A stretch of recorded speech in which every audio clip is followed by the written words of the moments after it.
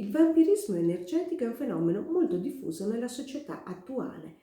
Premetto che i cosiddetti vampiri energetici sono totalmente inconsapevoli dell'azione distruttiva nei confronti delle altre persone e si avvicinano principalmente a coloro che, deboli nelle proprie difese energetiche, permettono loro di entrare agevolmente nella propria aura e rubare così quell'energia.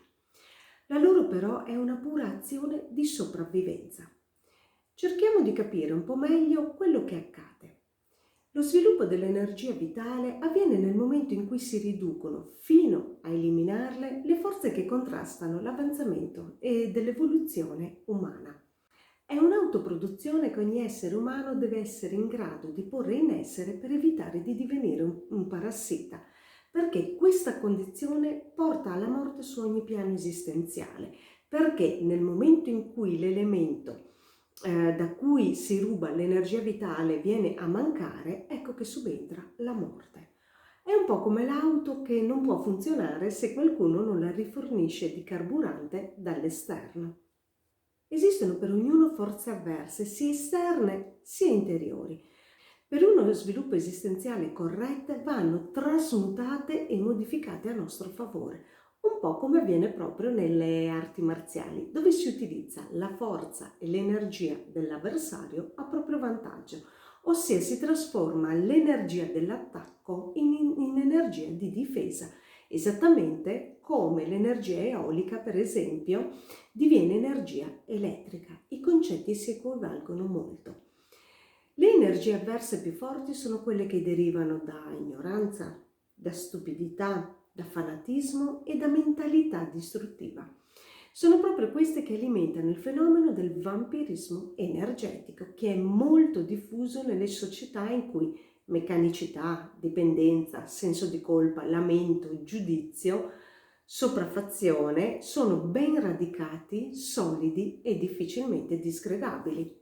Solo recentemente la comunità ha riconosciuto questo tipo di esperienza distruttiva praticata da persone che si nutrono inconsapevolmente dell'energia vitale di altri individui.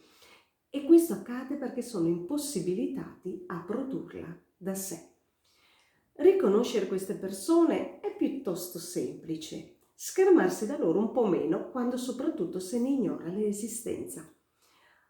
Cos'è un vampiro energetico? Un vampiro energetico è una persona che, entrando in contatto con la nostra aura o campo magnetico, la fa propria, ossia se ne impossessa.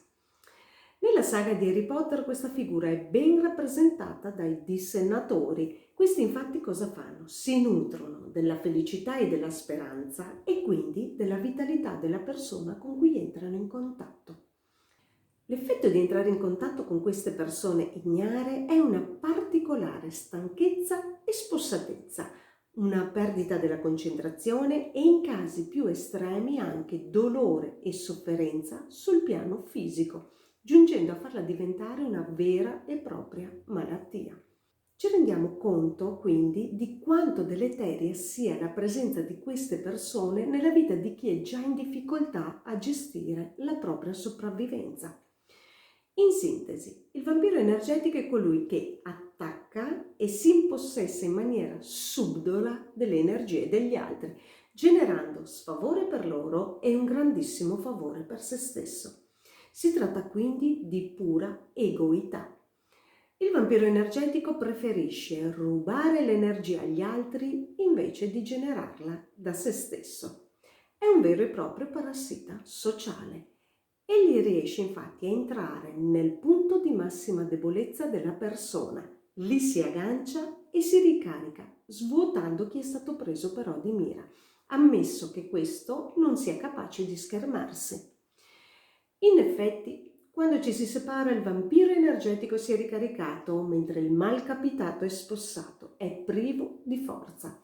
È proprio come un travaso di energia da un contenitore a un altro. Il vampirismo è un fenomeno che subisce chi è impreparato e colto alla sprovvista, diventando difficile gestire la situazione. Allontanare questi individui è possibile esprimendo la luce che è in noi, ossia essere talmente vitali che il potere che emaniamo li turba e sono costretti ad allontanarsi, oppure la nostra potenza li aiuta a migliorare se stessi. È importante generare molta energia vitale e allontanarli quando sentiamo che ci stanno svuotando. I vampiri energetici che non possiamo allontanare per vari motivi, come familiari con cui viviamo, colleghi di lavoro o altri ancora, è importante invece imparare a gestirli, anticipandone i dialoghi e le azioni e così deviarli focalizzandoli su altri argomenti. I vampiri energetici sono anche quelle persone che hanno bisogno di esternare un'idea di sé diversa, ma diversa maggiore rispetto a chi sono in realtà, cioè devono convincere a tutti i costi. Per ottenere il loro scopo, quindi, hanno bisogno di energia, ma essendo impossibilitati ad autoprodurla, rubano quella che trovano. È molto più facile perché è già pronta. Preferiscono distruggere il palazzo del vicino invece di costruire il proprio. Ti consiglio anche di guardare il mio video Come sviluppare energia vitale, che trovi in questo canale YouTube. Sono piccoli e semplici consigli da praticare ogni giorno. Grazie per aver visionato questo video e come al solito ti invito a scrivere nei commenti le tue domande, i tuoi dubbi e le tue considerazioni sull'argomento. Buona giornata!